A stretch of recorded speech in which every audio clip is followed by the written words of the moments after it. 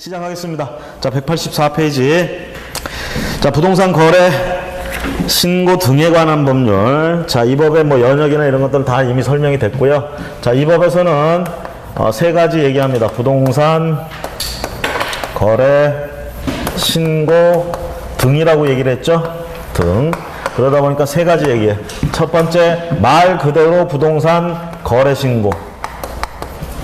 그 다음에 두 번째, 외국인들의 부동산 취득이나 이런 문제들 신고하거나 허가를 해야 되는 경우, 허가받는 경우. 세 번째는 국계법에 있던 토지거래 허가 제도. 신고 등이라고 했으니까 요런 건 신고, 요거는 허가나 또 신고, 요거는 허가. 그렇죠? 이런 거 전부 싸잡아서 얘기한다. 세 가지 파트 얘기하는 거야, 이거. 처음에는 요 두 개가 없었어요. 그냥 이렇게 해서 신고에 관한 법률 그랬었어. 그래서 법이 너무 허전한 거야. 그래서 어떻게? 외국인 토지법이나 이런 게 있었어요. 거기에 있던 내용을 일로 끌고 온 거야. 일부 끌고 와서 외국인이 토지를 취득할 때는 신고해야 되느냐, 허가받아야 되느냐, 이런 거. 그 다음에 요거는 이제 국토회계획 이용에 관한 법률에 있던 규정, 토지거래 허가제도, 요걸로 끌고 와가지고 여기서. 그러니까 제법 이제 조문이 몇 개 되고, 제법 법처럼 이제 된 거야. 된 거.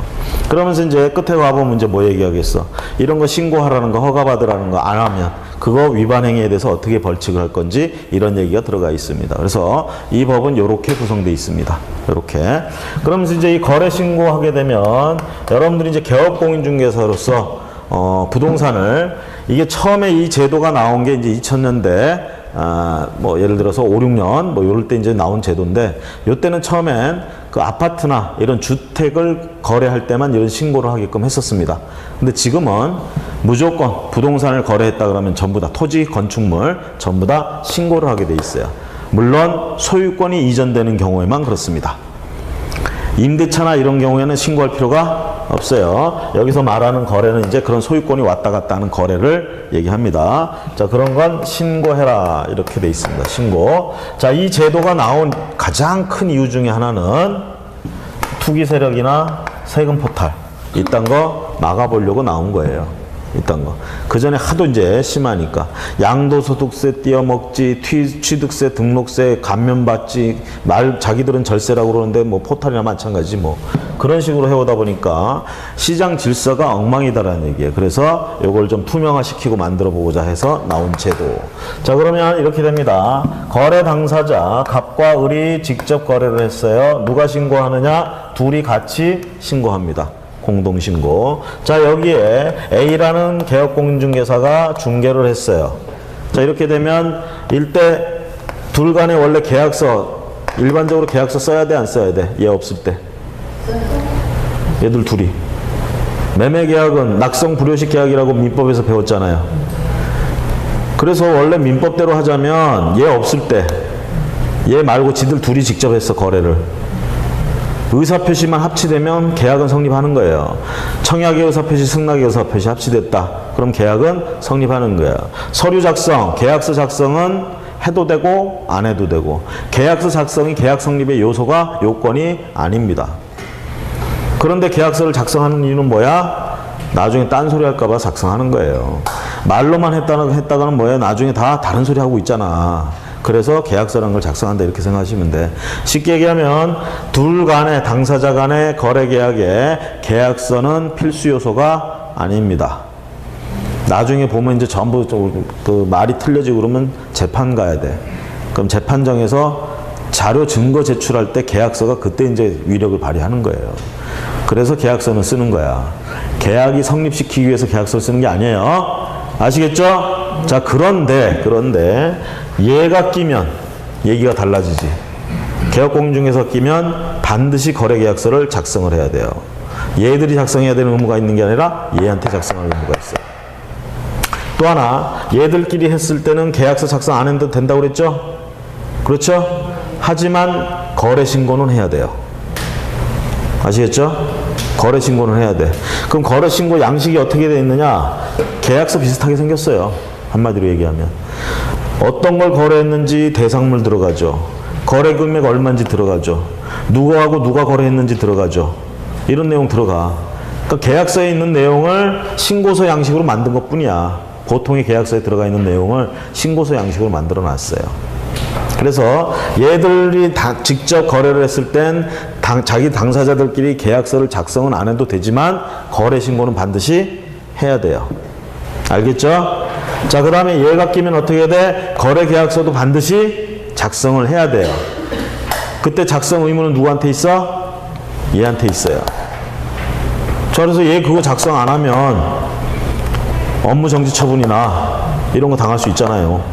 그렇죠? 소속 공인중개사가 작성 의무 있어요? 소속 공인중개사? 얘는 작성 의무는 없다고 그랬죠? 그렇죠? 개업 공인중개사한테 작성 의무가 있어. 서명 날인은. 소속 공인중개사도 서명 날인은 의무가 있어요. 우리가 서명 날인을 한다는 뜻하고 계약서 작성한다는 건 다르죠? 네? 계약서 작성한다는 건 워드 치는 거 말고 직접 종이에다 쓴다고 그러면 그래서 직접 기재하는 거야. 이게 작성하는 거야. 서명 날인은 자기 이름하고 도장 찍는 게 서명 날인이에요. 여기다가 내용들 쓰고 금액 쓰고 이런 게 작성이야. 이 작성 행위하고 서명 날인 행위하고 구분합니다. 구분을 해서 작성 의무는 누구한테 있다고? 개업 공인중개사에게 있어요. 소속 공인중개사는 작성 의무가 없어요. 그렇다고 해서 소속 공인중개사 작성 못하느냐? 할 수는 있어요. 의무가 아니라는 것 뿐이야. 아시겠죠? 소속 공인중개사는 의무가 아니에요. 전적으로 작성을 안 했을 때, 못했을 때 책임지는 건 누구다? 개업공인중개사. 책임자는 개업공인중개사예요. 의무가 없어요. 소속공인중개사는. 다만 소속공인중개사는 작성할 수 있다고 했으니까 할 수 있다고 했죠. 그럼 작성을 했다 칩시다. 그런데 작성하면서 거짓말을 썼어. 거짓 기재. 이건 걸리지. 그쵸? 소속공인중개사는 작성할 의무는 없지만 작성을 하게 되면 제대로 해야 돼. 거짓으로 하면 걸려요. 그렇죠? 한 번에 하나만 얘기할게요. 다른 거 얘기하니까 확 표정들이 확 그냥 이거 합시다. 자, 요거 당사자들만 얘 빼고 얘들끼리 할 때는 계약서 꼭 써야 되는 건 아닙니다. 하지만 신고는 반드시 해야 돼. 이제는. 그 다음에 이제 얘가 꼈어. 그럼 얘가 끼면 반드시 계약서가 작성돼야 돼요. 거래계약서. 자, 거래계약서를 누가 작성해야 돼? 얘가 작성을 해야 돼. 얘들한테는 의무가 여전히 없어요. 자, 그러고 얘는 거래계약서 작성하고 글로 끝이 아니고 이때 거래신고를 얘가 해야 됩니다. 아까 얘 없을 땐 어떻게 했어? 당사자가 해야 되는 의무가 있지만 거래신고. 얘가 끼면 얘한테 의무가 넘어와요. 이 사람들이 우리가 할게. 너 가만히 있어. 안 돼요. 얘가 해야 됩니다. 아시겠죠? 자, 그럼 이제 이렇게 하면서 어떤 문제가 생기냐면 그 거래신고서에 들어가는 내용 중에 가장 핵심적인 내용이 뭘까? 그렇죠. 지금 투기나 세금 이것 때문에 지금 이 제도를 만들었는데 가장 중요한 건 돈 문제예요. 그래서 거래신고서에 이 금액이 들어간단 말이야. 보통 이제 우리가 부동산은 계약금, 중도금, 잔금 이런 식으로 하니까 그 항목이 이렇게 딱 돼 있어요. 응? 그러면 요 계약금 이렇게 들어갈 때, 자 보세요. 매매대금 들어갈 때 얘들 입장에서는 옛날 식으로 치면은 자 금액이 크게 잡히면 취득세가 더 많이 나오겠죠. 그렇죠? 그렇잖아. 그 다음에 이걸 넘기면서 양도 차익을 얻는 사람도 금액이 커지면 양도 차익이 커져가지고 양도소득세가 많이 나올 수도 있어. 그래서 이제 우리가 흔히 말하는 다운계약서란 말이 나오는 거예요. 다운계약서. 자, 다운계약서는 아주 옛날부터 문제가 됐던 겁니다. 그러다가 이제는 최근에 몇 년 사이, 몇 년도 아니야. 벌써 이것도 10여 년도 지났지. 이제는 업계약서라는 게 또 설치고 있어. 업계약서. 업계약서는 어떤 거예요, 이제? 다운계약서를 쓰다 보니까 어떤 문제가 생기느냐. A에서 B로 가는데 다운계약서 쓰면은 얘는 앞에서 양도 차익이 줄어요. 그러니까 양도소득세를 절감하는 효과가 있어요.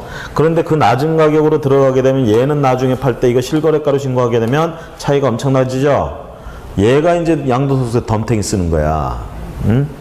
그러니까 이제 요런 매수자들이 이 요령이 생긴 거지. 그러지 말고 더 올려서 쓰자. 아예. 그쵸? 실제 거래가격보다 아예 올려서 쓰자. 그럼 나중에 여기 팔 때 차익이 별로 없잖아. 그렇죠? 그렇게 해서 양도소득세를 줄이자. 아니 그럼 여기서 올려서 쓰면 취득세가 늘어나는데요. 취득세 늘어나는 것보다 양도세가 더 셉니다. 아시겠어요? 양도소득세는 뭐 6%부터 해가지고 누진 이거 구간 있잖아. 38%까지인가 뭐 이렇게 가죠. 그렇죠? 보통 이게 일반적인 양도소득세야. 중과된다 그러면 가중 60% 들어가는 거 있어. 1가구 다주택 같은 거 양도할 때 가중된다. 이런 게 아니고 정상적인 거래면 차익에 따라 6%부터 이렇게 해가지고 부과가 돼요.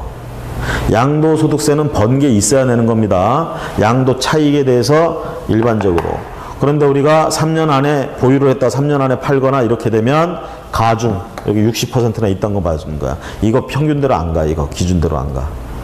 우리가 이거 기준 적용한다 그랬을 때도 기준 적용한다. 그럼 얘 입장에서 기준 적용한다. 번 게 많아. 그럼 막 38% 뭐 이런 거 받겠지.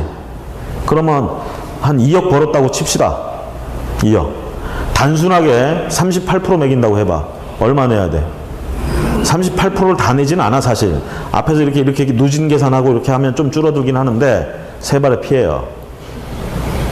그러니까 35%만 잡아도 7천만 원. 2억에 대해서. 와, 내고 싶겠어? 그런데 이에 반해서 2억이라고 해가지고 취득세 2억이 아니라 취득세 등록세는 취득하는 가액에 원래 2%인데 지금 감면돼가지고 1%인가 이렇게 적용될 거야. 여기에 취득세 등록세 합치면 2%에다가 교육세 농어촌 특별세 뭐 이렇게 해가지고 2.6%. 여기 감면됐을 때 반 정도. 여기 정상적으로 하면 4점 몇 프로인가 그렇게 될 거예요 아마. 감면 그걸로 가면 어떻게 돼? 10억짜리 해봐야 얼마예요? 3% 해봅시다. 10억에 얼마? 10억에 3천만 원.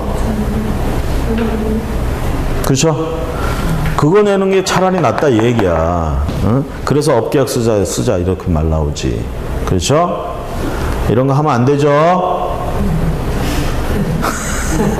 하면 안 된다고 했어요. 자, 문제는 여기서 이렇게 했는데 이 사람들이 저런 걸 하자고 얘한테 요구를 해. 얘가 안 꼈을 땐 모르는데 지들끼리 알아서 하고 뭐하고 지지고 먹고 지들이 알아서 할 문제인데 얘가 꼈어.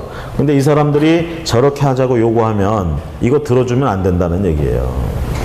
만약에 저렇게 해달라고 해가지고 얘가 들어줬다 그러면 얘도 처벌되고 그렇게 시킨 놈도 처벌당하는 거예요. 아시겠죠? 그거 얘기가 여기 나오는 거야. 그렇죠? 그래서 거래 신고에 대해서는 이렇게 얘가 해야 된다는 의무, 그 다음에 금액이 굉장히 중요한데 이런 금액을 거짓으로 하게 하거나 다르게 하면 시킨 놈도 그 다음에 한 놈도 다 처벌된다 이 얘기하고, 그 다음에 여기서 이제 또 문제가 되는 게 뭐냐면 정정할 수 있느냐 이 부분이에요. 우리가 거래 신고 잘못할 수도 있잖아. 손가락이 짱구라 워드 치다가 잘못 누를 수도 있잖아. 그리고 그걸 모르고 신고 컴퓨터상으로.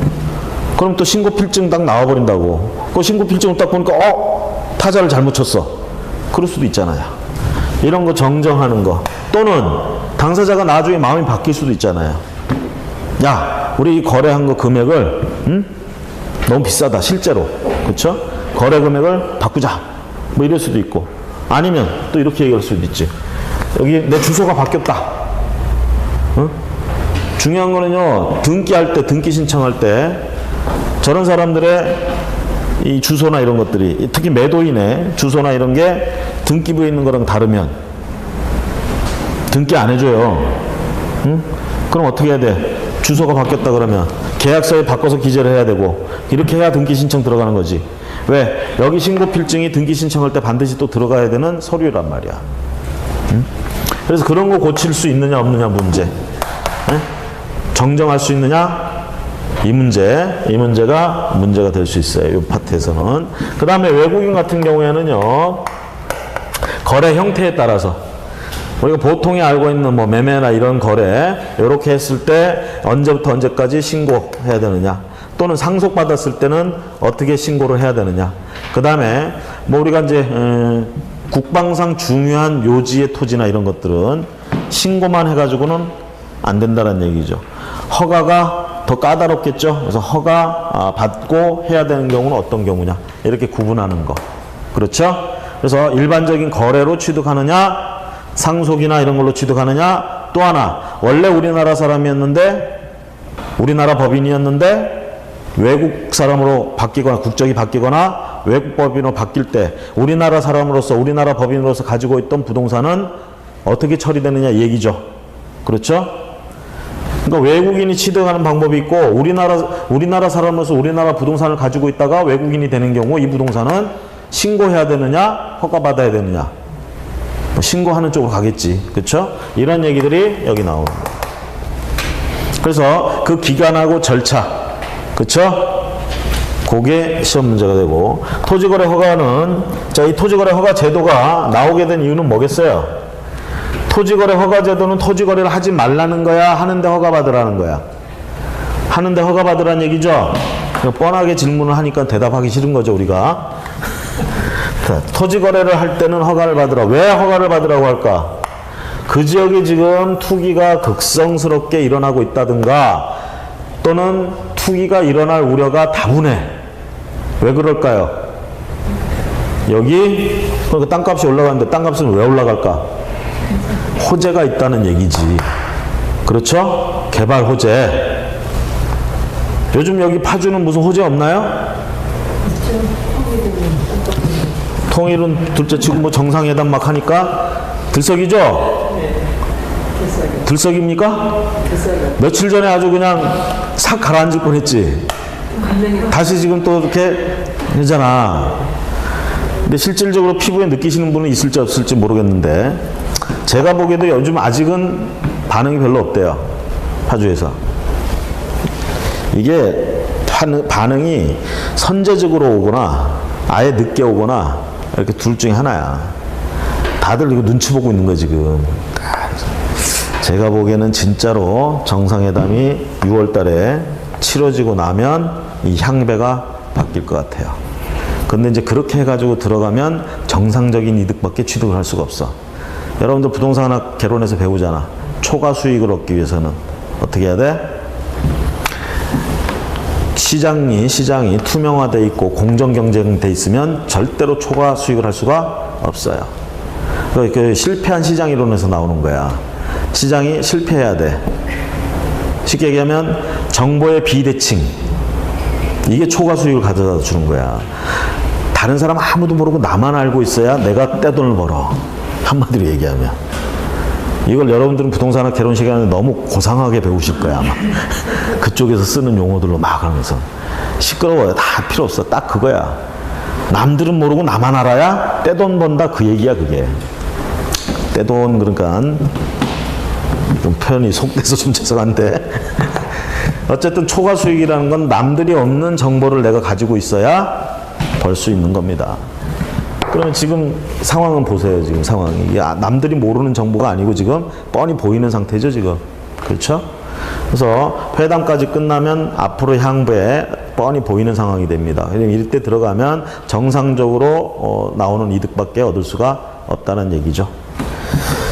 자, 어쨌든 그런 문제들, 쉽게 얘기하면 이 지역의 규제가 제한이 풀린다든가, 용도 지역이 변경된다든가, 시가와 조정구역에서 풀린다든가, 이렇게 되면 땅값이 엄청나게 올라가죠.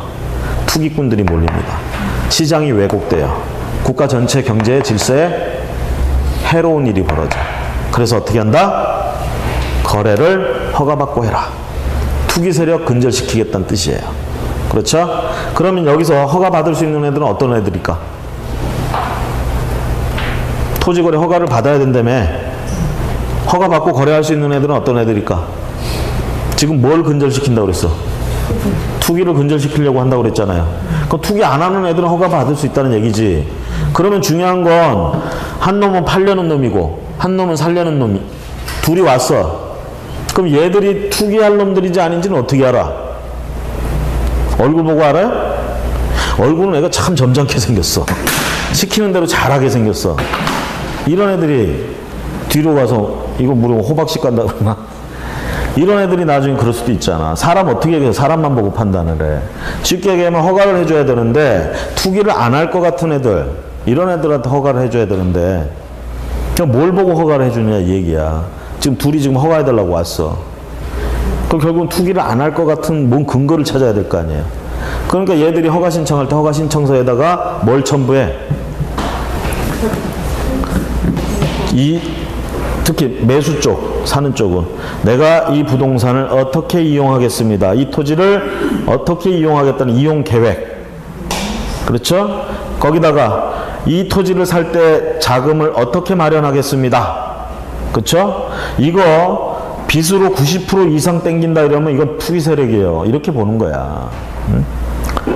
예를 들면 자기 돈 한 7, 80%에 20, 30% 빚을 해서 이렇게 자금을 조달할 거래. 이 정도면 거의 실수요자다 이렇게 보는 거죠. 쉽게 얘기하면 투기꾼이냐 실수요자냐 이걸 구분하는데 딱 두 가지로 보는 거야. 얘가 앞으로 토지 이용을 어떻게 할 건지 그 계획과 자금은 어떻게 만들 건지, 자금을 어떻게 조달할 건지. 요 두 개가 핵심적인 기준이에요. 요 두 개가 해당이 돼야 어떻게 해? 실거래가라고 그러니까 실수요자라고 인정이 돼야 여기서 허가를 해준다 이 얘기입니다.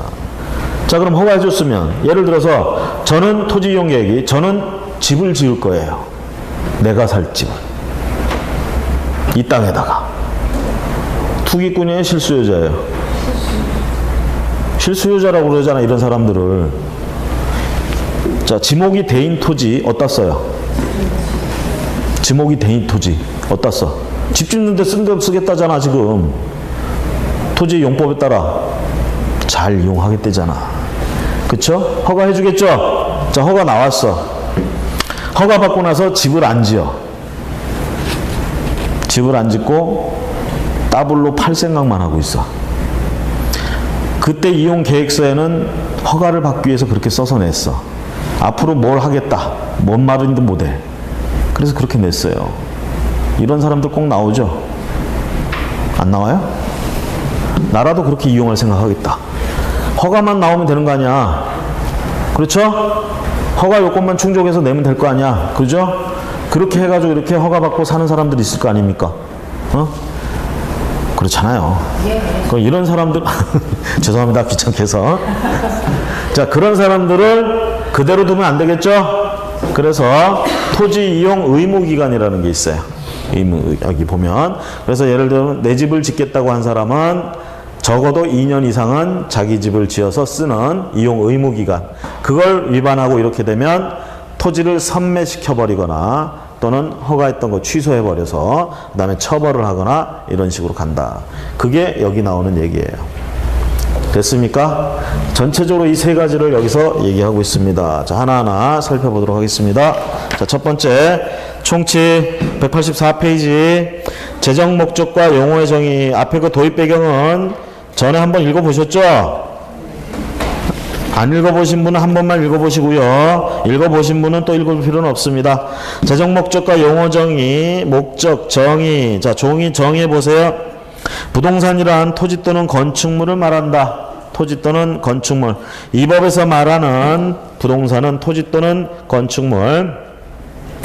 부동산 등이라고 하면 부동산 플러스 뭐예? 권리. 이렇게 얘기하죠? 부동산을 취득할 수 있는 권리. 그러면 그 부동산은 앞에서 뭐라고 그랬어? 토지 또는 건축물. 그러면 요게 부동산이면 플러스 권리까지 하면 부동산 등이 된다는 얘기죠? 등. 자, 그 다음에 오른쪽에 3번 거래 당사자란 부동산 등의 매수인과 매도인을 말하며 여기서는 외국인 토지 때문에 외국인 등을 포함시켜서 얘기한다. 4번의 외국인 등이란 기읍부터 치읍까지 딱 봐도 그냥 외국인 같아. 자, 1번, 2번 다 보시면 일단 우리나라 국적이 있으면 안 되고요. 니은 같은 거 보세요. 사원 또는 구성원의 2분의 1 이상이 외국인에 해당하는 자. 그런 외국인에 해당하는 자인 법인 또는 단체, 그 다음에 업무를 집행하는 사람이나 이사 등 임원의 2분의 1 이상이, 미음번에 보시면 2분의 1 이상이나 의결권 이렇게 얘기합니다. 자본금의 2분의 1 이상, 의결권의 2분의 1 이상. 결국은 법인이나 이런 거 얘기할 때는 전부 뭐가 외국에 관계된 사람들, 자본 이런 게 2분의 1을 넘어야 되겠죠. 그러면 우리나라 법인이 아니다 이렇게 되는 거야. 그 다음에 외국 정부는 당연히 뭡니까?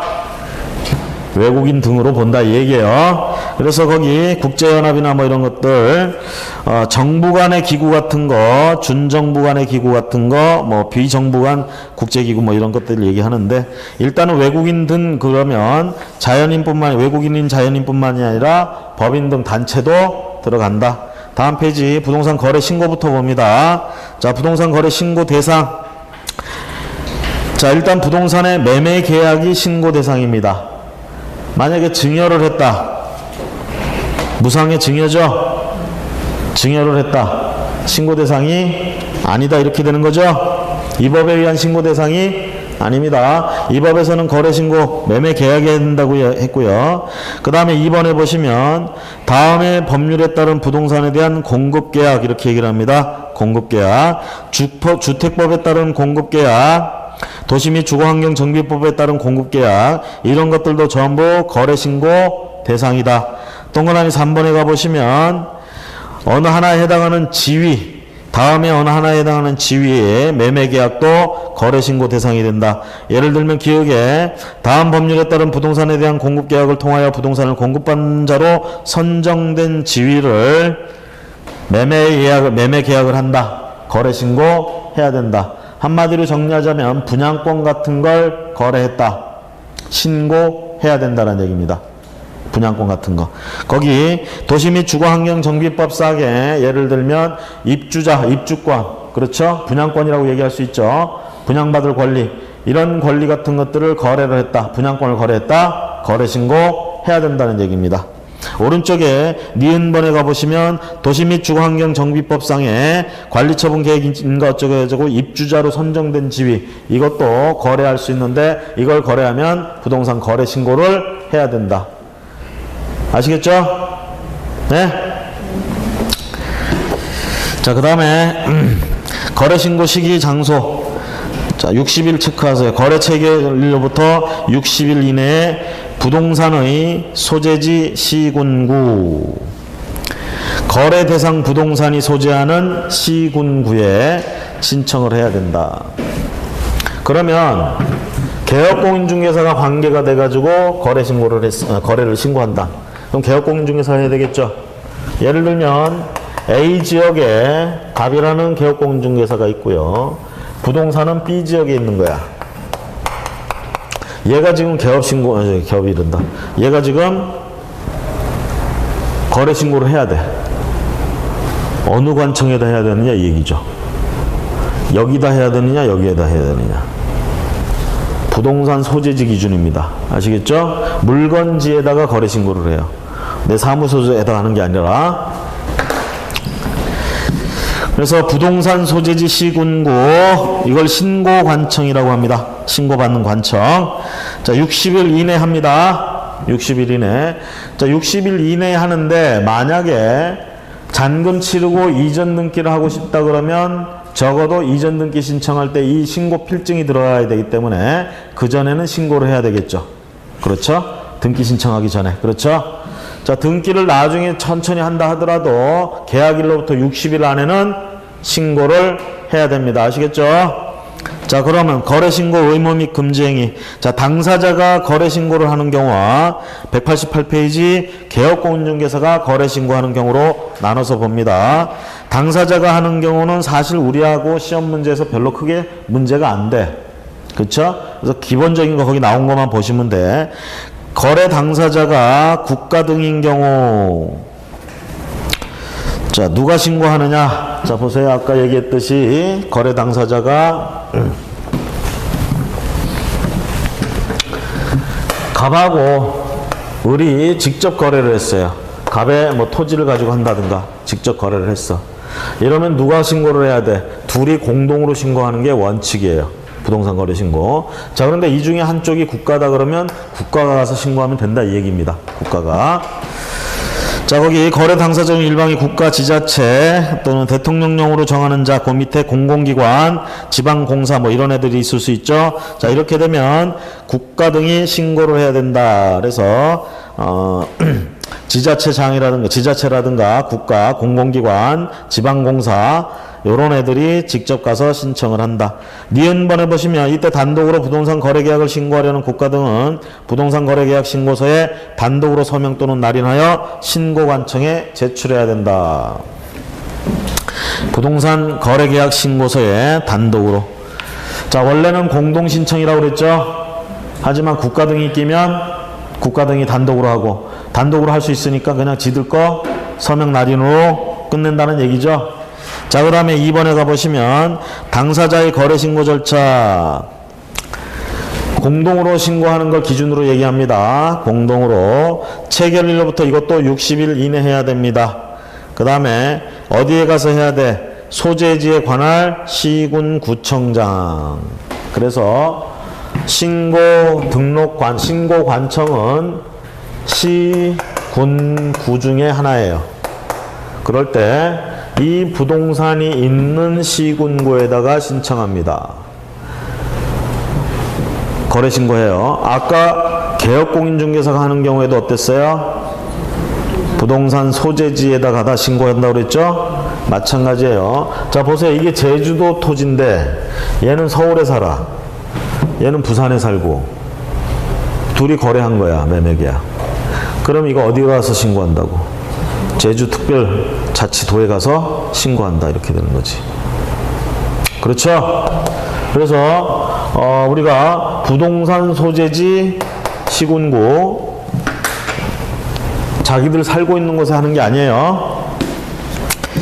자, 관할 시장 군수구청장에게 단독이 아니고 공동으로. 자, 다음 페이지 넘어가시고. 자, 공동으로 하는데 제출 자체는 일방이 할 수도 있어요. 보통 그러겠지. 그렇죠? 여기서 공동으로 한다는 얘기는 신청서, 신고서에 둘 다의 서명 날인이 들어가야 된다는 뜻이에요. 이것만 들어가면 서류가 완비되면 가서 제출하는 건 혼자 가서 제출해도 상관이 없어요. 현실에서는 다 이렇게 하겠지. 그렇죠? 자, 그래서 다음 페이지 두 번째 줄 거래 당사자 중 일방이 제출한다. 그 다음에 D급번에 우리가 이제 원칙은 공동이지만 예외로 단독 신고하는 경우가 있어요. 신고를 누군가가 거부했어. 당사자 중 일방이 거부한다. 그러면 별 수 없죠? 혼자서라도 해야지. 신고하라고 그랬으니까. 대신 그렇게 혼자서 할 때는 사유서를 제출해야 돼요. B번에 사유서 계약서 사본 제출. 그 다음에 사유서와 거래계약서 사본을 첨부해서 제출하고요. 이럴 때 C에 보시면 단독 신고 시에는 사유서와 계약서 사본을 첨부해야 하므로 전자문서로 할 수는 없다. 우리가 이렇게 당사자들이 둘이 하도 거래 신고할 때 전자문서로 할 수도 있다라는 얘기입니다. 인터넷으로 앉아서 할 수도 있다는 얘기야. 그럴 때는 이제 정상적으로 공동 신청하는 경우에. 그럼 어떤 식으로 하느냐? 예를 들어서 얘가 거래 신고를 해놓습니다. 얘가. 그리고 전자서명을 해놔. 그럼 이제 얘가 이제 사이트 들어가가지고 그 해당 물건 찾아가지고 자기 힘을 인증하고 전자서명을 해버리는 거야. 이게 인터넷 전자문서로 하는 거예요. 그렇죠? 이건 정상적일 때는 얼마든지 이렇게 이용할 수가 있어요. 근데 둘 중에 하나가 지금 거래 신고를 해야 되는데 자기 지금 서류나 이런 거 안 내주겠다고 버틴단 말이야. 버틴다고. 그러면 이럴 때 보세요. 얘가 들어가서 인터넷 들어가서 전자서명 해놨어. 얘 안 하겠대. 들어와서 전자서명 안 하겠죠? 그럼 죽었다 깨어나도 이거 인터넷으로 안 돼. 신고가. 아시겠죠? 전자서명을 단독으로 할 때는 못하게 막아놔서가 아니라 할 수가 없어. 한 놈이 안 하겠다고 하면은. 전자서명 둘 다 들어가야 되는데. 그렇죠? 그래서 단독으로 할 때는 별 수 없어요. 사유서 같은 거 이런 거 첨부해가지고 직접 시군구를 방문하는 수밖에 없습니다. 방문 신청 신고해야 된다라는 거. 자, 대신 이제 뒤에 가보시면 신고를, 아무 이유 없이 신고를 거부한 자는 500만 원 이하 과태료에 처하게 됩니다. 그 다음에 리을에 가보시면 신분증명서 제시해서 전자문서나 이런 것들로 할 때는 공인인증서로 대신할 수 있고요. 그게 아니고 방문해서 신고할 때는 당연히 신분증명서를 제시해야 됩니다. 미음번에 가보시면 거래 당사자 또는 매수인의 위임을 받은 사람은 부동산의 거래계약 신고서의 제출을 대행할 수 있습니다. 제출 대행 업무만 하는 애들도 있어요. 그런 거 가능하다라는 거. 자, 이럴 땐 대행한다라는 그 신분증 이런 내용들, 서류들, 서식을 갖춰서, 그러니까 어떤 의미에서 보면 거의 대리라고 할 수 있습니다. 대리. 예, 그걸 입증하는 서류 이런 게 들어가 줘야 된다는 얘기고요. 그 다음에 전자문서에 의한 신고는 거래 당사자는 전자문서에 의한 신고를 할 수도 있습니다. 아까 얘기한 것처럼 서명 날인을 전자서명으로 대체하게 되고요. 한쪽이 안 하겠다고 거부해버리면 이걸로는 할 수가 없습니다. 방문하는 수밖에 없다고 그랬어요. 자, 그 다음에 개업공인중개사의 거래신고 의무. 실제로 우리가 중요한 건 이거예요. 자, 개업공인중개사가 거래신고하는 것. 자, 오른쪽에 개업공인중개사가 끼게 되면 개업공인중개사가 거래신고 절차, 기획관, 거래신고 의무 누구한테 있어? 개업공인중개사가 꼈어. 누구한테 있어? 개업공인중개사. 이것도 당연히 뭐야? 60일 이내, 체결일로부터 60일 이내 거래신고를 해야 됩니다.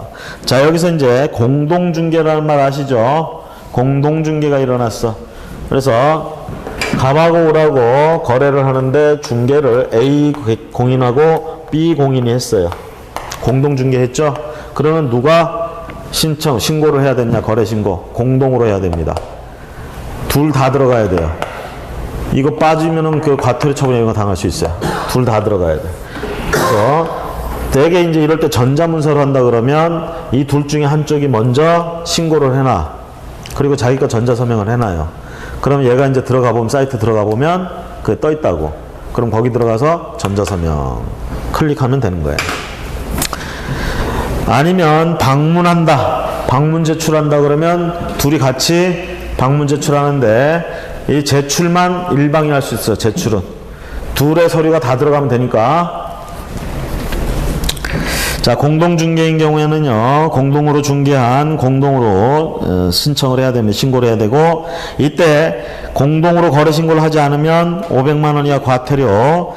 디귿에 가보시면 신고서에 서명 또는 날인, 신고서에 서명 날인을 해야 되는데 양 당사자 공동 다 들어가야 됩니다.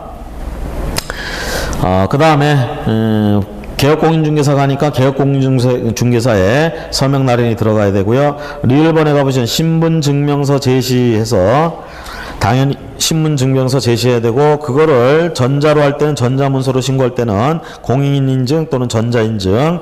그 다음 미음번에 가시면 소속공인중개사가 대행할 수 있다. 소속공인중개사가 뭐예요? 방문 신고할 때, 시군구에 방문할 때 필요한 서류를 다 들고 가서 할 수가 있어요. 소속공인중개사가. 거기까지는 할 수 있어. 하지만 전자문서로 할 때는 소속공인중개사의 전자서명 이런 거 들어가면 안 돼요. 개업공인중개사께 들어가야 돼. 그래서 C번에 보시면 소속공인중개사 신고대행은 전자문서로는 하지 못하고 방문신고만 대행할 수가 있다. 됐습니까? 됐죠? 자, 190페이지 가봅니다. 자, 그럴 때 이 거래 신고할 때도 중요한 부분은 그겁니다. 거래 신고를 하게 하는 이유는 세금 포탈이라든가 또는 부동산 거래 질서를 위반하는 이딴 짓들, 투기나 이런 부분들을 좀 평상시에 감시하고자 부동산 거래 신고 요걸 두게 된 거야. 그래서 대개 신고할 때 자금 조달 계획이라든가 입주 계획서 같은 게 들어가는 경우가 있다라는 얘기입니다. 아무 때나 다 그런 건 아니고, 동그라미 1번 보세요. 투기 과열지구에 있는 주택을, 자, 투기 과열지구, 자, 지역은 투기 과열지구, 물건은 모든 부동산이 아니고 주택, 단독 공동 전부 다 실제 거래 가격이 3억 이상인 주택의 거래 계약을 체결한 경우에만 제출한다. 자, 자금 조달 계획이나 입주 계획서는 무조건 부동산 거래 신고할 때마다 냅니까? 방금 뭐라고 돼 있었던 거라면 1번에? 그렇죠. 무조건 내는 게 아니고 거기 나와 있는 경우에 해당되는 경우만 제출한다. 투기 과열 지구여야 되고 주택에 대해서 거래할 때 그리고 그 금액이 실제 거래 금액이 3억 원을 넘어갈 때 요때만 뭐를 첨부 제출한다? 자금 조달 계획서와 입주 계획서. 이게 들어가야죠. 우리가 주택 가지고도 우리는 투자를 많이 하죠. 우리나라 사람들은. 저는 투자한다고 그러는데 다른 사람들은 투기한다고 그러더라고. 주식으로 해가지고 따블을 버는 거는 투자했다고 그러고 부동산으로 따블을 벌면 투기했다고 그래. 뭐가 다른 거야 도대체? 그러잖아요 사람들. 부동산 거래를 해가지고 돈 벌면 사람들이 일단은 부정적으로 봐요. 그리고 정부도 부정적으로 판단하는 것 같아. 저는 그게 불만입니다.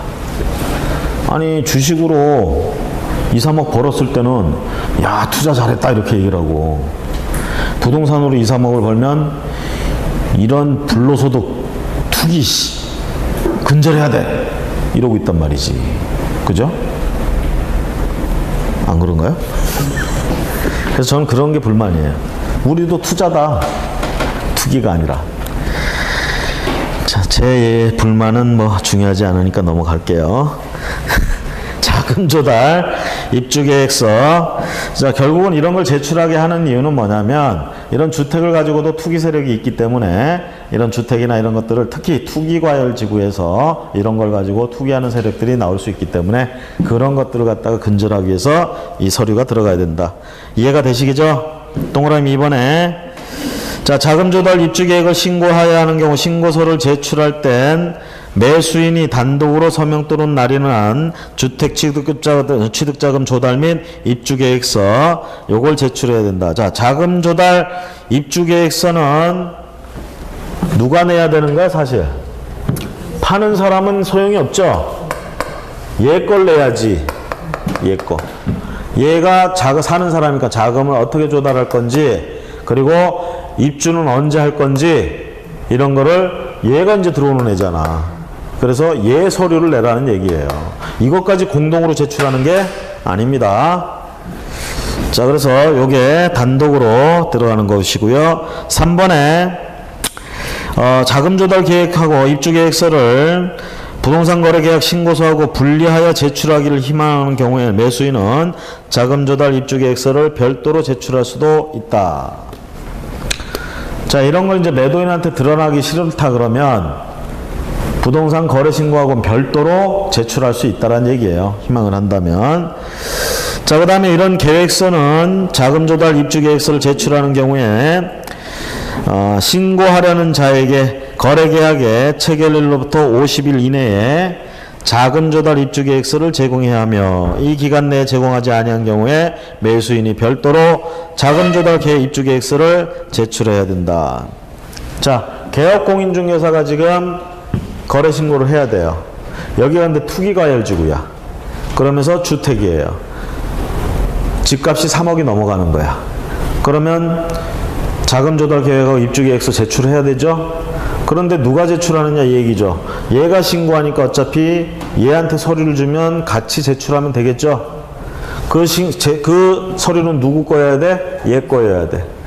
얘 명의가 들어가야 되겠죠. 그래서 요걸 갖다가 작성을 해서 얘한테 주면 얘가 부동산 거래 신고하면서 같이 할 수도 있고 아까 별도로 하고 싶다 그러면 거래 신고만 일단 하고 얘가 50일 안에만 얘한테 주면 요걸 갖다가 제출하면 된다 이 얘기입니다. 그런 게 아니면 혼자 별도로 제출을 해야 된다. 됐습니까? 이게 어쨌든 제출이 안 되면 이 지역에서는 거래 신고 한 게 안 됩니다. 신고 필증이 안 만들어져요. 그 다음 신고 간주, 부동산 거래 계약에 관련 정보 시스템, 이제 이거를 부동산 거래 계약 시스템이라고 하는데요. 이걸 체결한 경우에, 즉, 이 시스템을 이용해서 체결을 했어. 아예 처음에 계약을 할 때부터 이 시스템 켜놓고 여기다 입력해 가면서 해버렸어. 계약서를 따로 작성 안 하고. 그럼 신고한 거지 뭐. 그쵸? 신고한 거로 봅니다. 초창기에 이 부동산 거래 계약 시스템 진짜 저를 열받게 했습니다, 이거.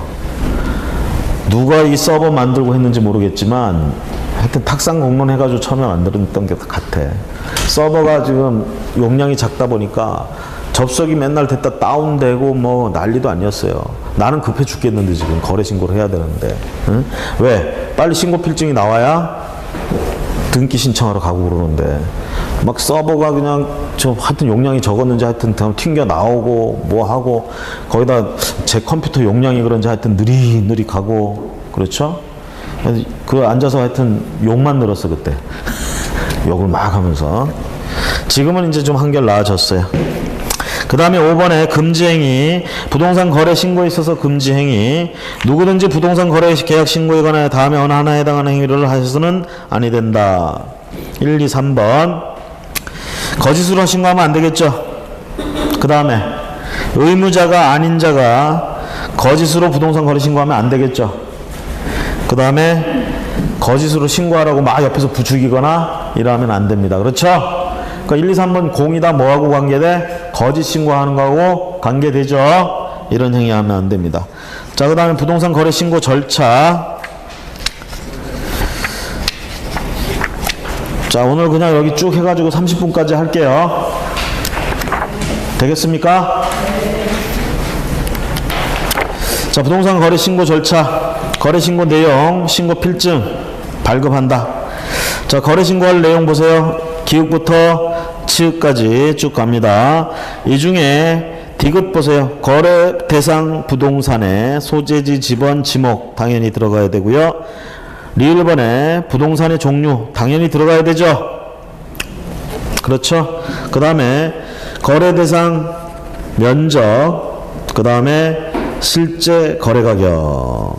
이 비읍번의 실제 거래 가격, 이게 굉장히 핵심입니다. 그 다음에 시읍과 이응은 뭐라고 돼 있어요? 우리가 투기 과열지구이고 요럴 때만 제출하고 요럴 때만 기재하는 거예요. 됐습니까? 앞에서 얘기한 거 조달계획하고 입주계획서 그거예요. 자, 그 다음에 개업공인중개사가 하는 경우에는 당연히 개업공인중개사 인적사항 이런 거 들어가야 되겠죠. 공동중개했으면 어떻게 될까? 둘 다 들어가야 돼. 상호, 상호명, 등록번호, 소재지, 그 다음에 대표자의 성명 이런 게 다 들어갑니다. 자, 이렇게 들어가서 기재가 다 됐고 그러면 신고필증이 나옵니다. 신고필증. 그래서 기획본에 보세요. 7일 뒤에 신고필증 준다? 아닙니다. 지체 없이 신고필증을 발급하고요. 니은본에 보시면 이렇게 신고필증을 교부받았다 그러면 검인계약서를 받을 필요가 없습니다. 검인을 받을 필요가 없어요. 이 부동산 거래 신고 이전까지 있었던 제도가 검인신고 제도예요. 그래서 구청이나 이런 데 가서 거래를 하면 자기들이 작성한 계약서 들고 가서 검인 찍어주세요. 그러면 거기다 검인을 찍어주면 그거 들고 등기 신청했어야 돼. 이 부동산 거래 신고 제도가 생기기 전에는. 하지만 부동산 거래 신고 제도가 생기고 나서는 이 부동산 거래 신고를 하면 신고필증이 나온다는 얘기죠. 그러면 그 신고필증 가지고 등기 신청하면 돼. 검인계약서가 필요 없어요. 그래서 검인을 받은 것으로 본다. 꼭 줄쳐서 기억하시고, 신고관청은 부동산 거래 계약 신고가 제출된 때 신고필증을 발급해야 된다. 그래서 신고서가 제출된 때 신고필증을 발급한다. 자, 지체 없이 발급한다는 얘기고요. 그 다음에 가격의 검증체계 구축 운영해서, 자, 우리가 뭐라고 그랬어? 거기 부동산 거래 신고서에 적히는 가격은 실제 거래 가격이라고 그러죠? 어? 비읍번에 실제 거래 가격이라고 돼 있잖아. 이게 등기 신청할 때 예를 들면 취득세에 들어가는 과표가 되기 위해서 개별 공시지가를 적는다 이거 아니에요. 그냥 진짜로 실제 거래 가격을 적으라 이거야, 당사자 간에. 그럼 당사자 간에 이제 어떻게 해? 세금 좀 아껴보려고 이거 금액 조정해서 적는 이런 경우 나올 수 있겠죠. 그래서 그런 걸 위해서 국토교통부 장관이나 이런 거 가격 검증 시스템을 만들어 두라는 얘기예요. 그래서 누가 이런 검증 체계를 구축 운영해야 돼? 누구? 국토교통부 장관 구축 운영해야 한다. 의무입니다. 니은번에 보시면 이런 걸 구축 운영을 하기 위해서 데이터베이스를 만들어야 되겠죠. 그래서 그런 걸 위해서 자료를 제출 요구를 할 수가 이따 다음 페이지 넘어가시고 가격 검증 및 검증 결과 통보. 자, 가격 검증. 자, 이렇게 시스템을 만들어 두면 시장 군수 구청장은 부동산 거래 신고를 받은 때는 부동산 거래 가격 검증 체계에 의하여 그 적정성을 검증해야 된다. 체계 구축 운영은 누가 해줘? 국토교통부 장관이. 이걸 이용해서 검증을 해야 되는 건 누구야? 신고관청이에요. 쉽게 얘기하면 시군구청장. 얘들이 적정성을 검증해야 돼가지고 이 적정성 검증했는데 적정성이 없다? 이러면 신고필증을 발부 안 할 수도 있습니다. 자, 부동산 거래 신고 내용의 조사. 자, 보완 또는 자료 제출 요구. 그래서 우리가 방문해서를 하는 걸로 치면 방문해서 어떻게 되겠어? 부동산 거래 신고서 작성하고 신분증이나 이런 거 필요한 서류들 첨부해서 제출하겠죠? 근데 이 중에 서류가 빠졌으면은 구청까지 힘들게 왔는데 빠졌으니까 그냥 가지고 가. 이럴 수는 없습니다. 보완 요구를 하라 이렇게 돼 있어요. 보완. 이게 뭔 차이냐면요. 그냥 도로 가져가서 다음에 다시 해오세요. 이거하고 차이점이 뭐냐. 자, 60일 안에 신고하라고 그랬죠. 뭐 했는지만 하여튼 미적미적 하다가 60일째 신고하러 갔어. 60일째. 어렵게 시간 내서 왔나 봐. 그 서류 하나 빠뜨리고 왔어요. 그랬더니 안 받아준대. 다음날 들고 왔어. 60일 넘어가 버린 거야. 그렇죠? 그러면 페널티를 받아. 그런데 이걸 보완 요구한다 그러면 어떻게 되냐면 이날 일단 접수한 걸로 쳐주는 거예요. 그래서 며칠 안에 보완해와 했을 때 그 안에 보완해 오면 이날 한 걸로 해주는 거야. 보완 요구를 그래서 하라는 얘기입니다. 아시겠죠? 그래서 대개 보통 그렇게 큰 보완을 할 수 없는 사항은 보완 요구 못 합니다. 보완해서 고칠 수 있는 사항은 보완 요구 하라는 얘기야. 거기 방문했을 때 신고사항이 누락됐거나 정확하지 아니하다고 판단되는 경우 보완 또는 자료 제출 요구를 할 수 있다는 얘기고요.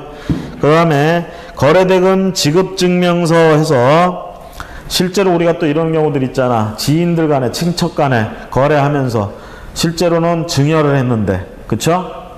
증여는 무상으로 하죠 원래. 근데 요거를 갖다가 증여세를 내기가 싫으니까 매매계약한 것처럼 자기들끼리 짜고 매매계약서 쓰고. 자, 매매계약 했으니까 어쨌든 거래신고 해야 된다며.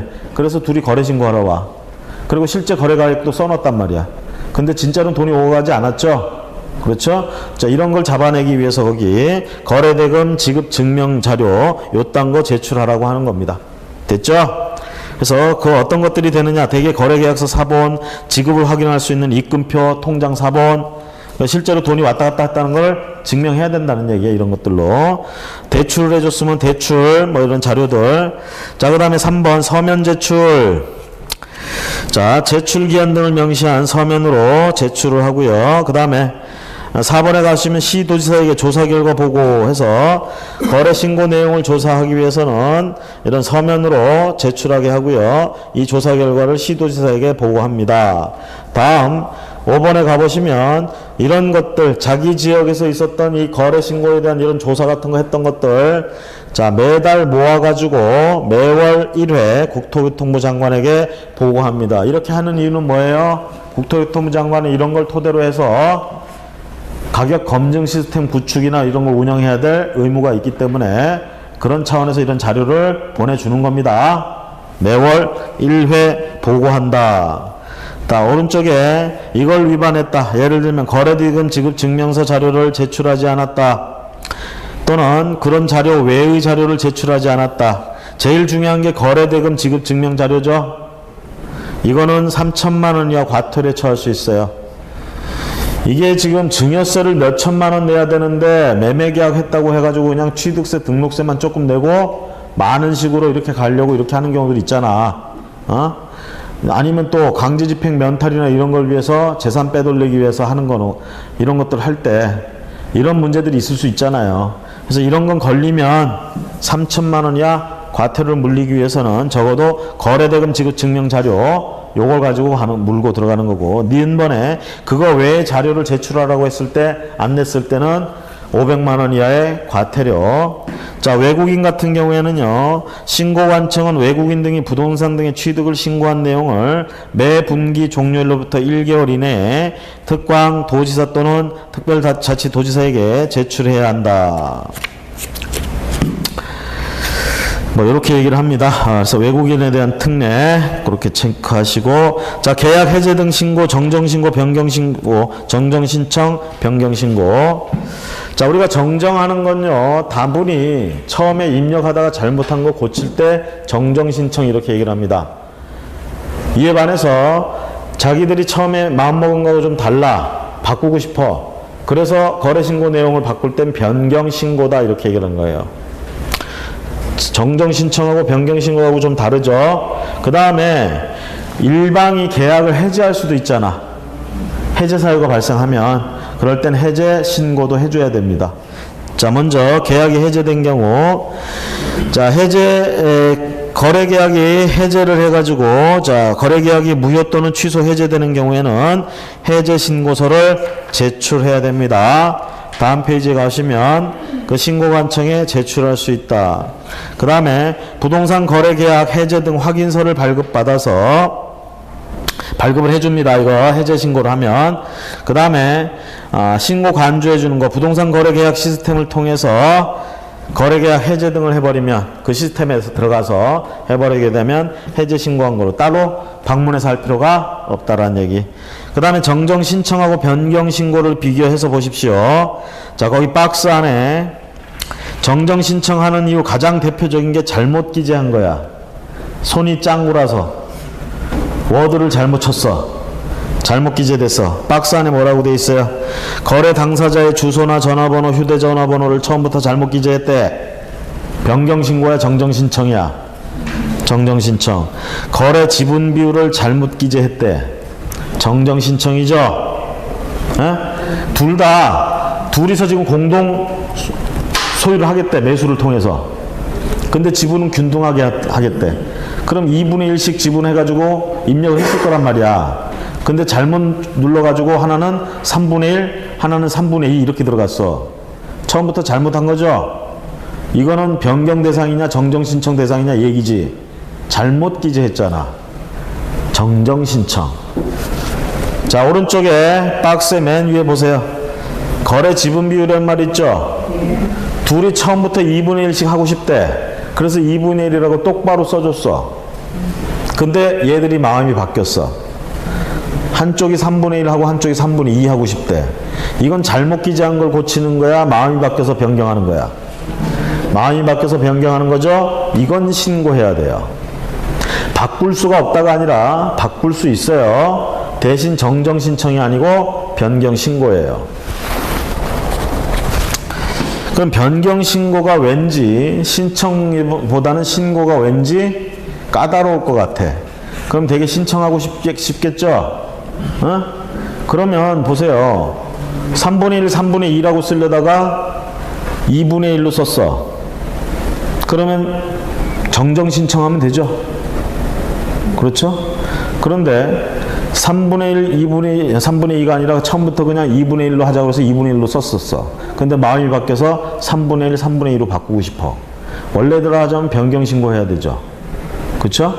근데 변경 신고는 왠지 꺼림직하니까 정정 신청하고 싶어. 그럼 정정 신청 들어가서 그냥 고치면 되죠. 뭐라고? 잘못 기재했어요. 그렇죠? 그렇게 할 수 있다 이 얘기야. 쉽게 얘기하면 거래 지분 비율에 대해서는 처음에 잘못했다 이렇게 해가지고 정정 신청으로 그냥 해버릴 수도 있다라는 얘기야. 어쨌든 변경 신고 대상이 된다라는 거. 자, 그 다음에 개업공인중개사의 전화번호, 상호, 사무소 소재지, 주로 우리가 인적사항이나 있던 것들은 잘못 기재하는 경우들이 많아요. 그래서 이런 건 정정 신청할 수 있다는 얘기고, 거래 대상의 건축물의 종류도 우리가 잘못할 수도 있어. 거래 대상 건축물의 종류를 변경할 수 있나요?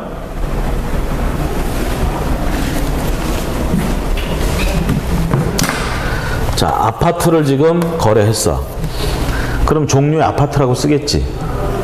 근데 당사자가 마음이 바뀌어가지고 이걸 단독주택으로 바꾸고 싶대. 이 말이 돼요? 물건은 아파트인데 어떻게 단독주택으로 바꿔 그거를. 그러니까 이런 거 변경 신고한다 그러면 말이 안 되는 거예요. 다만 아파트였는데 잘못해가지고 단독주택으로 적어놨어. 이건 뚜렷이 잘못 기재한 거지. 그건 정정신청 대상인 거야. 종류 같은 거 잘못됐다, 변경신고 대상이 될 수가 없어요. 물건이 바뀌지 않는 한. 그렇죠? 그래서 오른쪽에 가보시면 종류 같은 거 없습니다. 변경신고에. 자, 왼쪽에 다시 거래 대상 부동산 등의 지목, 면적, 거래 지분, 대지권 비율 이딴 것들 잘못 기재할 수는 있어도 변경할 수는 없어. 지들끼리 어떻게 변경을 해 이걸. 그러니까 전부 정정신청 대상이 되는 거지. 자, 변경신고 대상을 보세요. 앞에 거래 지분 비율 같은 것들은 얼마든지 당사자가 마음이 바뀔 수도 있는 거잖아. 고칠 수 있죠. 거래 지분도 그래. 거래 지분. 그 다음에 거래 대상 부동산 등의 면적. 자, 거래 지분 같은 건 이런 거지. 예를 들면 하나의 토지가 있는데 갑이 요걸 갖다가 2분의 1만 팔고 싶어. 공유자 되자는 얘기죠 지금. 새로운 사람 보고 2분의 1 지분 주겠다는 거야. 지분 팔겠다는 거야. 지분 거래해도 거래 신고해야 돼요. 그렇죠? 자, 그렇게 해서 했는데 나중에 마음이 바뀌어가지고 얘가 3분의 2를 팔고 싶어. 그러니까 사는 놈도 그렇게 3분의 2를 가지겠대. 그러면 이건 정정이에요, 변경이에요? 애초에 잘못 기재한 게 아니잖아. 이건 변경해야 되겠죠. 그래서 거래 지분 변경 신고 가능하다는 얘기예요. 처음부터 그러니까 지분 비율은 그겁니다. 갑이 파는데 물건 하나를 파는데 A하고 B가 둘이 같이 공동으로 소유하겠대. 이때 지분 비율이고, 그냥 거래 지분이라는 개념은 얘가 그냥 A한테 파는데 자기가 지분을 지금 넘겨주고 싶다는 얘기야. 얘가 지금 1이라는 걸 가지고 있는데 이 중에 3분의 1만 넘기고 싶다. 이게 거래 지분이에요. 지분 거래야, 지분 거래. 그래서 지분 거래할 때 또는 비율로 지분을 취득할 때 어쨌든 전부 바꿀 수가 있다 없다? 변경할 수 있다. 신고. 거래 대상 부동산 등의 면적. 거래 대상 부동산 등의 면적도 신고 대상이 될 수 있다. 1번에 계약의 조건, 기한. 자, 특히 미음번 보세요. 거래 가격. 거래 가격 같은 경우에 왼쪽에 정정 신청이 있었어요, 없었어요? 없었죠? 그러니까 거래 가격은 변경 신고 절차를 거쳐야 된다. 이렇게 되는 거죠. 자, 그래서 거기 거래 가격 같은 거, 중도금, 잔금, 지급일, 중도금, 잔금, 지급일 같은 것들도 얼마든지 당사자가 날짜를 바꿀 수 있잖아. 변경 신고. 그 다음에 시읍번 보세요. 특히 공동매수의 경우 일부 매수인의 변경 같은 것들 변경 신고. 그래서 정정 신청하는 사유와 변경 신고하는 사유 구분해서 기억을 하셔야 됩니다. 그 다음에 동그라미 2번에 가보시면 면적의 변경 없이 물건 거래 금액을 변경하는 경우, 면적의 변경 없이 거래 대금만 변경한다. 자, 이 부분 조심하세요. 방문 신고는 안 되고, 방문 신고만 해야 돼. 전자문서로 하지 못한다. 자, 이렇게 변경 신고를 하면요, 신고 필증을 재발급 받아야 됩니다. 재발급. 왼쪽에 정정 신청도 재발급 받습니다. 그 다음에 정정 신청은 단독으로 가능하다. 당사자 일방이 자기 거 잘못됐으면 단독으로 가능하다. 자, 누누이 말씀드리지만 정정신청 대상과 변경신고 대상은 구분해서 기억을 해주시기 바랍니다. 197페이지 부동산 거래 신고서 작성해서 나오는데 이 부분은 그닥 그렇게 시험 문제 크게 문제될 건 없고요. 하여튼 거기 그 중에 요거는 보세요. 197페이지에 맨 위에 외국인 등록번호란 말 나오죠. 주민등록번호 옆에 법인 외국인 등록번호 이렇게 나오죠. 그럼 외국인도 거래신고서 작성할 수 있다는 얘기잖아. 그 다음에 동그라미 2번 왼쪽에 매수인이란 말 나오죠. 그 표에 매도인 매수인 있죠. 매수인란에 끝날 때쯤 보면 외국인과 부동산의 매수용도 이렇게 돼 있죠. 외국인의 부동산 등 매수 용도. 우리나라 사람끼리 거래하고 우리나라 사람이 취득할 때는 매수 용도 따위는 쓸 필요가 없습니다. 외국인들은 쓰라는 얘기예요. 아시겠죠? 그 두 개 좀 조심하시고 나머지는 뭐 크게 문제될 거 없습니다. 이렇게 생겨 먹었다 보시고요. 198페이지에 파란색으로 나와 있는 주의사항, 유의사항, 작성 방법, 요거는 여러분들이 주의 깊게 한번 보시기 바랍니다. 200페이지 가봅니다. 200페이지. 자, 200페이지에 외국인 등이 부동산을 취득할 때 얘기입니다. 자, 상호주의 이렇게 얘기를 합니다. 항상 외국인이 관계되면 다른 법이나 뭐 다른 데서도 상황이 똑같습니다. 외국인에 대해서는 우리나라는 그 외국인을 어떻게 대우를 해주느냐, 그 나라에서 우리나라 사람 대우해주는 만큼 대우해준다. 아시겠죠? 이걸 상호주의라고 그러게. 자, 상호주의에 입각하는데, 그럼 우리나라에서는 적어도 외국인은 어떻게 되느냐, 부동산을 취득할 때 신고를 하는 경우들. 자, 가로 1번, 가로 2번, 오른쪽 페이지에 가로 3번 세 가지 유형. 신고는 세 가지 유형. 그 다음에 201페이지 맨 밑에 토지 취득 허가를 받아야 되는 경우. 허가를 받아야 되는 경우. 이렇게 나눠서 생각하시면 돼요. 그럼 신고를 하는 경우 어떤 경우냐? 가로 1번 보세요. 계약에 의한 부동산 등의 취득 신고. 제목으로 머릿속에 들어가게끔 하세요. 나머지 글을 읽어가지고 이 글이 제목 속에서 이런 뜻이구나 라고 좀 생각을 하시면서 기억을 하셔야 돼. 자, 그래서 계약에 의한 부동산 취득은 외국인은 신고하면 된다는 얘기죠. 며칠 안에? 60일 안에. 아시겠습니까? 언제로부터? 계약을 체결했을 때로부터. 어디다 신고? 부동산 소재지 시군구. 앞에서 부동산 거래 신고도 어디다 했어? 소재지 시군구. 며칠 안에 했어? 60일 안에 했죠? 여기서도 외국인 60일 안에 거래 신고. 그 다음에 가로 2번 계약 외의 원인으로 인한 부동산 등의 취득. 계약 외의 원인 중에 가장 핵심적인 게 1번의 상속, 경매, 환매권 행사, 확정 판결, 법인의 합병 등 이런 원인으로 했다 그러면 두 번째 줄 취득일로부터 6월 이내. 자, 60일이 아닙니다. 6월 이내. 취득일로부터. 원인이 발생한 때로부터가 아니라 완벽하게 취득한 날로부터 60일 이내. 자, 상속 같은 경우는 언제 이루어져? 상속이. 피상속인의 사망과 동시에 상속이 일어나죠? 상속이 일어난 순간 취득한 거야. 그렇죠? 그럼 그때로부터 6개월 안에는 신고를 해야 된다. 자, 여기서 이제 과태료가 좀 달라요. 앞에 계약에 의해서 할 때 60일 안에 안 하면 300만 원 이하, 계약 외의 원인으로 해서 신고를 6개월 안에 안 하면 100만 원 이하. 자, 오른쪽에 가보시면 부동산 등의 계속 보유 신고. 자, 앞에 세 번째 뭐라고 그랬습니까? 우리나라 사람이었다가, 우리나라 법인이었다가 외국 사람, 외국 법인으로 바뀌었어. 그러면서 가지고 있던 부동산을 계속 보유하겠대. 계속 보유하는 것도 신고해야 됩니다. 아시겠죠? 그래서 언제 신고합니까? 취득한 때로부터 신고한다 그러면 말이 돼, 안 돼? 이미 취득돼 있는 상태잖아. 그렇죠? 언제 해야 돼?